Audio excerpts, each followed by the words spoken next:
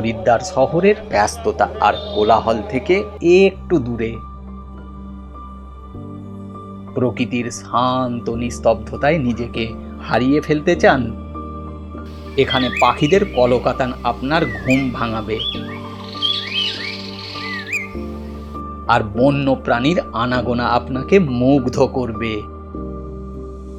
তাহলে স্বাগত জানাই এই চিল্লা রিসর্টে, রাজাজি ন্যাশনাল পার্কের একেবারে হৃদয়ে, হরিদ্বারের ঠিক কাছেই।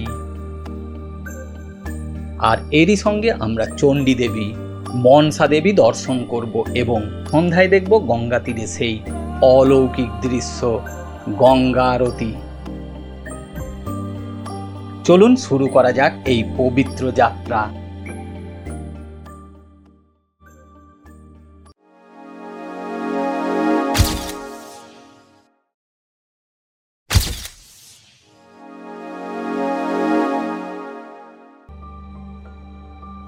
হরিদ্বার থেকে মাত্র 20-25 মিনিটের পথ, কিন্তু এই অল্প সময়ের মধ্যেই আপনি পৌঁছে যাবেন এক অন্য জগতে।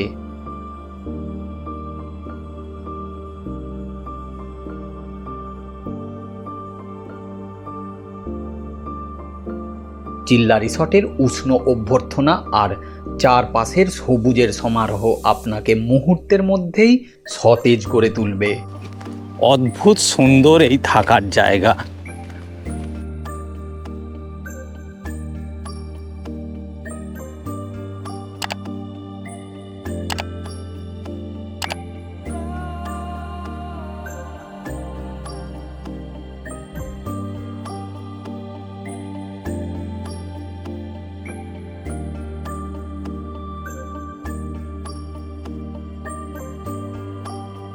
রিসর্টের প্রতিটি কোণা যেন প্রকৃতির সাথে মিশে আছে। আধুনিক সব সুযোগ সুবিধার সাথে রয়েছে পাহাড়ি ছোঁয়া। দুটোই চেক ইন আর 11টার সময় চেক আউট। হ্যাঁ, wow, nice room, nice view, free wifi আছে। চিল্লা রিসর্টের প্রধান আকর্ষণ এর অবস্থান। এটি রাজাজি ন্যাশনাল পার্কের চিল্লা রেঞ্জের ঠিক পাশেই অবস্থিত, অর্থাৎ আপনার রুম থেকেই শুরু হয়ে যেতে পারে বন্য প্রাণী দেখার রোমাঞ্চ। এখানে জিপ সাফারির অসাধারণ অভিজ্ঞতা নেওয়া যায়। যেহেতু এখন অক্টোবর মাস, তাই সাফারি বন্ধ। ভারতের সব ন্যাশনাল পার্কে সাফারি শুরু হয় 1 নভেম্বর থেকে, আর যেহেতু এটাও একটি ন্যাশনাল পার্ক, তাই নভেম্বরের আগে সাফারি ওপেন হবে না। এখানকার ঘন জঙ্গল, নদীর পাড় আর পাহাড়ি রাস্তা ধরে হাঁটলে দেখা মিলতে পারে চিতাবাঘ, হাতি এবং আরও বিভিন্ন প্রজাতির পশু পাখি। এর আগের পর্বে আমরা কলকাতা থেকে চিল্লা ট্যুরিস্ট রিসর্টে এসে পৌঁছেছিলাম। সেই সফরের ভিডিওটি যদি মিস করে থাকেন, তবে একদম চিন্তা করবেন না, আমি উপরের আই বটনে তার লিঙ্ক দিয়ে দিয়েছি, আর অবশ্যই ডেসক্রিপশানেও লিঙ্ক পেয়ে যাবেন।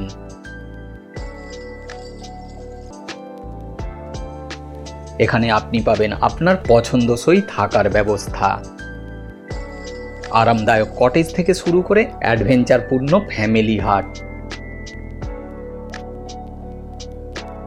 প্রতিটি কক্ষেই রয়েছে আধুনিক টয়লেট, গরম জলের সুবিধা এবং 24 ঘন্টা বিদ্যুতের ব্যবস্থা।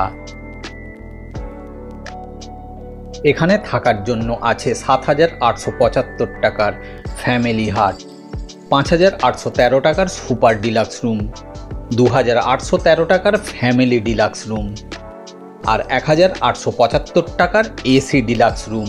সব ভাড়ার সাথেই জিএসটি অ্যাড হবে। এক্সট্রা পার্সনের জন্য 20% পেমেন্ট করতে হয়, তবে চাইলে সেক্ষেত্রে এক্সট্রা কর দেবে। রিসর্টের যোগাযোগ নাম্বার 9568006649। GMVN এর সাইট থেকে অনলাইনে রুম বুক করা যায়। সুন্দর লাইন দিয়ে কটেজ করা আছে, দোলনা করা আছে,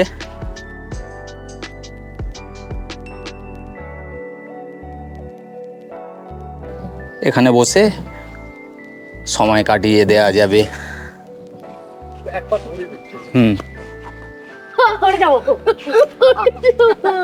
দারুণ সুন্দর একটা জায়গা।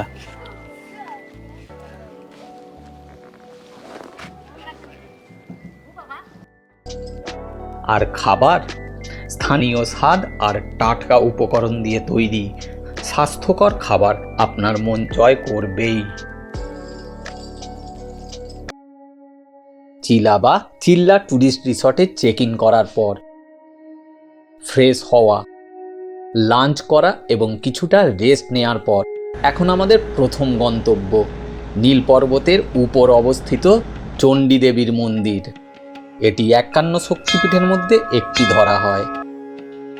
হেঁটে পাহাড়ের উপরের মন্দিরে ওঠার এই পথ, যা চিল্লা ড্যাম ঋষিকেশ রোডের একদম উপরে। কিন্তু আমরা পাহাড়ে ওঠার জন্য রোপওয়ে বেছে নিয়েছি। টিকিট কাউন্টার থেকে চণ্ডী দেবী এবং মনসা দেবী দুই জায়গারই রোপওয়ের টিকিট কেটে নিলাম।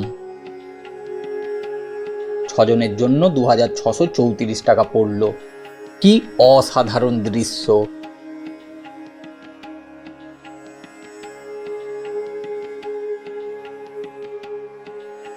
পুরো হরিদ্বার শহরটা এখান থেকে দেখা যাচ্ছে। মন্দিরে পৌঁছে গেছি। মনসা দেবী মন্দিরের তুলনায় এই চণ্ডী দেবীর মন্দিরে তুলনামূলকভাবে ভিড় কম থাকে। এক দারুণ শান্তি আর আধ্যাত্মিক পরিবেশ এখানে। যাই হোক, মন্দিরের ভেতরে ফটো তোলা এবং ভিডিও করা নিষিদ্ধ, তাই দর্শন করে আসি, তারপর আবার দেখা হচ্ছে। এগিয়ে চলেছি মনসা দেবী মন্দিরের পথে। পণ্ডিত দীনদয়াল উপাধ্যায় পার্কিংয়ে গাড়ি রেখে অটোতে করে রোপওয়ের কাছে যাচ্ছি। আমাদের 6 জনের ভাড়া পড়েছে 250 টাকা। অটো থেকে নেমে রোপওয়ের জন্য হাঁটছি। 100 মিটারের মতো এই পথ হাঁটতেই হবে। এবার আমরা চলেছি দ্বিতীয় শক্তিপীঠ মনসা দেবী মন্দির, বিল্ল পর্বতের উপরে। বিশ্বাস করা হয় এখানে মায়ের কাছে যা চাওয়া হয় তাই পূর্ণ হয়, তাই এই মন্দিরকে সিদ্ধপীঠও বলা হয়। এই মন্দির আবার ভিড়ের জন্য বিখ্যাত, তাই একটু সময় লাগে এখানে দর্শনে। যদিও মন্দিরের ভেতরে ফটোগ্রাফি এবং ভিডিওগ্রাফি অ্যালাউ না। মনসা দেবী দর্শন করে এখন এগিয়ে চলেছি আজকে আমাদের ভ্রমণের শেষ ঠিকানা হার কি পৌড়ির দিকে। মনসা দেবী থেকে হাঁটা পথে ওই 400 মিটারের মতো পথ। আমরা এখন হার কি পৌড়িতে, যা হরিদ্বারের প্রাণ কেন্দ্র।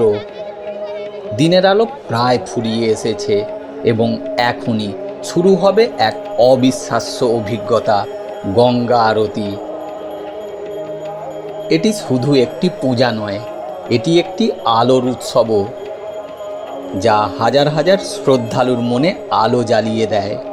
আর সঙ্গে মধুর মন্ত্রধ্বনি এবং প্রদীপের আলোর রশ্মি যেন এক স্বর্গীয় পরিবেশ সৃষ্টি করে। মন্ত্রধ্বনি, ঘণ্টার শব্দ এবং গঙ্গার পবিত্র জল, এই দৃশ্য আপনার মনকে শান্তি আর ভক্তিতে ভরিয়ে দেবে। যাই হোক, কিছুটা আরতি দেখে এখন পার্কিংয়ের দিকে এগিয়ে চলেছি, কারণ 7টার মধ্যে আমাদের এন্ট্রি গেট দিয়ে প্রবেশ করতে হবে। পথটা রাজাজি ন্যাশনাল পার্কের, তাই দেরি হলে এন্ট্রি করায় সমস্যা হয়ে যাবে। ঘন অন্ধকারের মধ্যে জঙ্গলের ভেতর দিয়ে আমরা রিসর্টে ফিরছি। এক অদ্ভুত রকমের শান্তি আর নিস্তব্ধতা চারিদিকে ছেয়ে আছে। রিসর্টের এই রাতের নীরবতা, গভীর শান্তি আমাদেরকে রুমের ভেতরে, বা বলতে পারেন রিসর্টের ভেতরে থাকতে দিল না। মন চাইল বেরিয়ে পড়ি বাইরের এই রহস্যময় অন্ধকারে। এত সুন্দর, এত শান্ত পরিবেশে মানে এক জায়গায় থাকা যাচ্ছে না, তাই আমরা বেরিয়েছি এই রাতের বেলা। 9টা প্রায় বাজতে চলল। এই পরিবেশের মধ্যে আমরা ঘুরে বেড়াচ্ছি। তবে হ্যাঁ, জানি এটা একেবারেই নিরাপদ নয়। কারণ জঙ্গল নিজের মতো জেগে ওঠে এই রাতেই। যে কোনো মুহূর্তেই মুখোমুখি হতে পারি এক বন্য চ্যালেঞ্জের। হতে পারে সে চিতাবাঘ, বিশাল হাতি বা হঠাৎ ভাল্লুক। তবুও এই রোমাঞ্চই তো জঙ্গলের আসল মজা, তাই না? এই তো আমরা ঘুরে বেড়াচ্ছি এখানে। জায়গাটা অসাধারণ। জায়গাটা অসাধারণ বলেছে কিন্তু। বেশ ভালো লাগছে, নিরিবিলি শান্ত মোটামুটি এসে থাকার জন্য। তার সাথে বন্য প্রাণী ফানিও দু একটা মাঝে মধ্যে বেরিয়ে পড়ছে, দুপুরে দেখতে পেয়েছি। দুপুরে দেখতে পেয়েছি আমরা। আর এখন এই নদীর পাশে সামনেই আছে বাঁধ, সুন্দর লাগছে, আওয়াজটাও ভালো লাগছে, জলের স্পিডও যথেষ্ট ভালো, দাঁড়িয়ে রাখতেই ভালো লাগছে। আমার ডিনার তো 7:30তেই হয়ে গেছে। এখন রাত 9টা, ওরা সবাই এখন ডিনার করছে। তবে হ্যাঁ, এই চিল্লা রিসর্টের অভিজ্ঞতা আর আজকের হরিদ্বার ভ্রমণটি ছিল সত্যি অবিস্মরণীয়। চণ্ডী দেবী ও মনসা দেবীর আশীর্বাদ এবং গঙ্গা আরতির অলৌকিক দৃশ্য, আর এর সাথে এই রিসর্ট আর রাজাজি ন্যাশনাল পার্কের ভেতরে থাকা সব কিছুই স্মৃতিতে গাঁথা থাকবে। আপনার যদি হরিদ্বার আসার পরিকল্পনা থাকে তবে এই রিসর্টে থাকা এবং এই 3টি স্থান ঘোরা আপনার তালিকায় অবশ্যই রাখার চেষ্টা করবেন। ভিডিও ভালো লাগলে লাইক করুন, আপনার বন্ধুদের সঙ্গে শেয়ার করুন, আর হাইপ অবশ্যই করবেন কিন্তু। এমন আরও ভিডিও দেখার জন্য আমার চ্যানেলটিকে সাবস্ক্রাইব করতে ভুলবেন না। দেখা হবে পরের ভিডিওতে। সবাই ভালো থাকবেন, সুস্থ থাকবেন, ঘুরতে থাকবেন আর জীবনকে পুরোপুরি উপভোগ করুন। Thank you.